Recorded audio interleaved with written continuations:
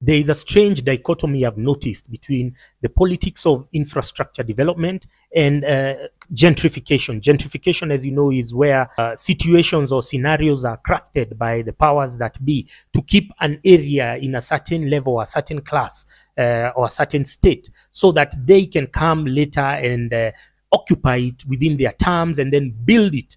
We can see it happening in places like Isili, in other places, in Kilimani. Those used to be nice government estates and owned buildings, and then they are bought, and then suddenly it's a concrete jungle. So I think it's very deliberate, very premeditated. People, and especially those who have access to the planning documents, the planning blueprints, they are able to influence how development will be shaped. Considering, if you look at places like Karen, look at places like Runda, look at places like Muthaiga, they've been tarmacked with the same taxpayer money that should be tarmacking other places, including, the Eastern Bypass side or what, places like Rongai, places like Ngong, places which have never seen tarmac all their lives, have been denied deliberately by our roads agency, our planners, our cabinet secretaries, because they are hopelessly and irredeemably corrupt. And we say fish rots from the head. So William Ruto is corrupt. It's the corruption spreads downstream. So I was drawing parallels between how development is moving and what I'm seeing. Of late, I'm seeing a lot of chains. I'm looking at a lot of franchises. And while it is a measure of success when you see one franchise, don't forget, we keep saying that a company like, by the way, I'm not in the business of hating, I'm not hating, but there are companies here who we call Kenyan, and they are not even Kenyan owned, but just because they were set up in Kenya, then, we say, blah, blah, blah. So I've noticed these big brands, these big franchises are spreading to areas hitherto unreachable, hitherto unknown to them. And so I'm wondering what is happening. What is happening is a distribution of wealth where money is moving from many hands into few hands, into conglomerates. These conglomerates, I told you, they can go and negotiate taxes, favorable tax regime. They can negotiate favorable power agreements with KPLC. The small players are left to the dogs because they cannot be able to compete with these guys who are giving better margins. And I can see it, and I'm wondering, where did we lose the plot? I was drawing parallels between the construction of Thika Superhighway, for instance, and the Eastern Bypass. The Eastern Bypass is where you have Kamakis and whatnot. So we have seen a massive explosion of business in Eastern Bypass within the last 10 years or 15 years. We've seen so many places, so many guys selling boozy, selling what, and then it has grown. Even small hotels have now become buildings. They've become huge enterprises because of the Eastern Bypass. So why is a small offshoot of a superhighway becoming more prosperous, having more money in circulation than a town that has been in existence for long, like Thika? It all boils down to the infrastructure. For the longest, the Eastern Bypass only had one lane, and everyone saw that one lane as a bottleneck, as something, as a disruption. But it could have been the hidden strength or the hidden cause of the explosion of business within that region. So you have one lane. What you do is you can be able to attract clientele driving on both sides because there is no hindrance in between. So people going to the side of the airport and people leaving the airport, each can get into any kind of whatever business. They can patronize any business. They can do any sort of whatever without any hindrance because there is no logistical barrier.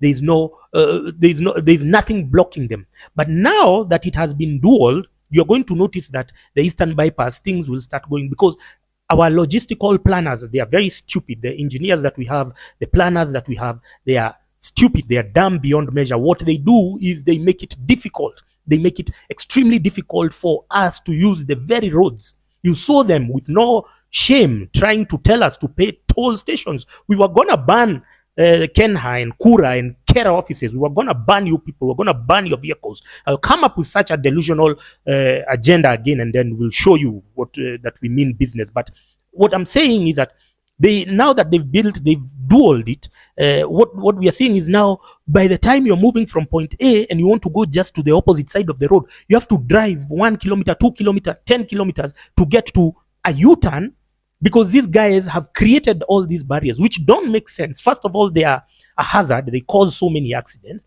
but it is all premeditated. This is not by coincidence. So that shortly, all the small businesses that will have thrived and flourished in that business will move, and suddenly we are going to have the big brands that you're seeing. I don't want to mention them because I don't want to be associated with hate. You want to call me to say that I'm hating, but it's just an observation, and I saw it with Thika Superhighway.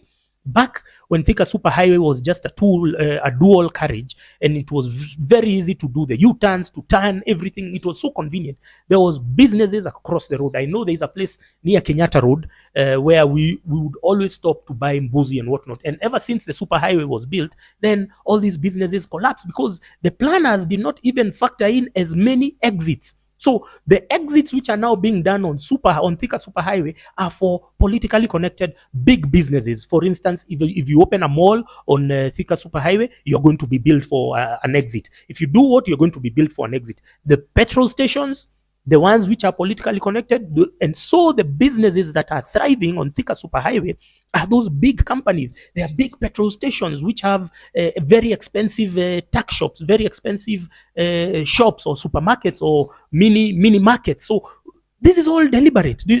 They block access to a certain area so that now you create the opportunity for some people. And this is the height of intellectual anemia. This is the height of stupidity. You saw somebody being killed by the barons of the Kenya Kwisha shit show because of what? Because of denying them a tender. But that shows how stupid you are. You cannot create your own wealth. You're only looking at government because of that entitlement. You're so entitled to other people's money, to our money as our government, that you want to kill somebody because you've been denied a tender. That is the height of stupidity. And that is what Kenya Kwisha has bred. Because I told you again, fish rots from the head. This guy on the top, William Ruto, has shown them this government is just for stealing. So you steal as long as you give me mine. And it has become a pattern. Guys are becoming greedier. Guys are becoming more narcissistic. Why? Instead of creating a conducive environment for everyone to thrive, you want just to be the only one thriving alone. How stupid can you be? And that's why we had this maandamano.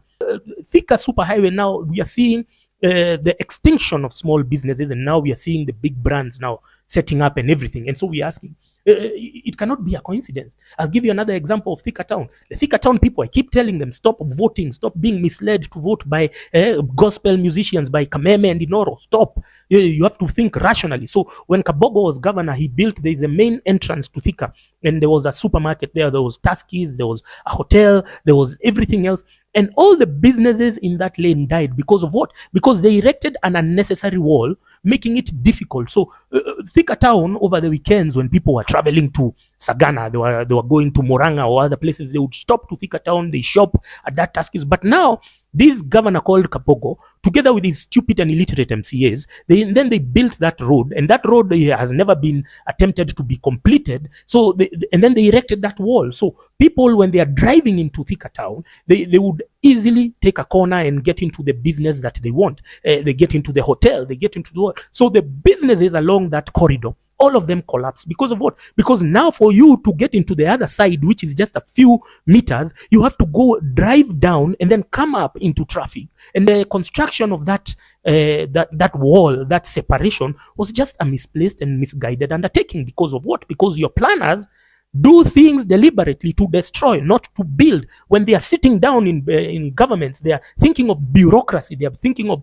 interventions that are going to make it difficult. You think of KRA, you think of all these idiots who are being paid with our taxpayers' money, and they need to know that we are there might have been a semblance of peace, a semblance of tranquility, but don't be misled, don't be fooled. We are still connecting things. We know where everything went wrong, and we are just giving you we are just watching you and giving you warnings so that you don't revert back to your stupidity, your culture of stupidity and nonsensical undertakings. Please, government bureaucrats, especially you, because the institutional memory is the same. The politicians may change, but the institutional memory is the same. It's the bureaucrats. We are talking about the planners, the roads engineers. What we are doing is we are telling you, create enough exits, make it convenient for businesses to set up. We don't want the environment to be only conducive for big business, for big conglomerates, for big franchises. Everyone deserves a chance. And this is a warning to the planners.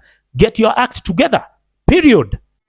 According to Francis Gaito, there is a strange dichotomy which is happening in the Republic of Kenya, where some places are being kept in a certain way so that they can benefit some certain people. We have seen how roads are being constructed in some areas in contrary to other areas. Some are being marked for low middle income earners, others for very very low income earners. We have seen this division happening, and that's we have seen Kenya lose its prestigious business destination location in East Africa to Tanzania. And of the moment, we have seen many people come angry and roam about this and complain bitterly about it because they feel like their reputation is going down as Kenyans. And many Kenyans can't keep calm on social media. They have been bashing President William Ruto for accepting or conceding the defeat, which happened recently. But of the moment, Francis Gaito was really talked about something which is really worrying. This trend of some areas being developed than others. There's this trend where some areas are really receiving every boost in terms of development. We have seen, for example, the way Eastern Pipers has worked for some areas. We have seen areas like Ruiru, we have seen areas like Ruai, we have seen areas like Kileleshwa, Ngong, Karen. These are high-end areas where infrastructure is being given a priority. But other areas like Mukuru, Kwanjenga, Madare, Kibra are not given the priority they deserve. And there's kind of partiality in terms of development in the Republic of Kenya. And the real thing which is happening here is because some elite already have land in these areas and they are going there to develop. So they are making sure that there are roads, they're making sure that there is infrastructure which is going to benefit them in specific.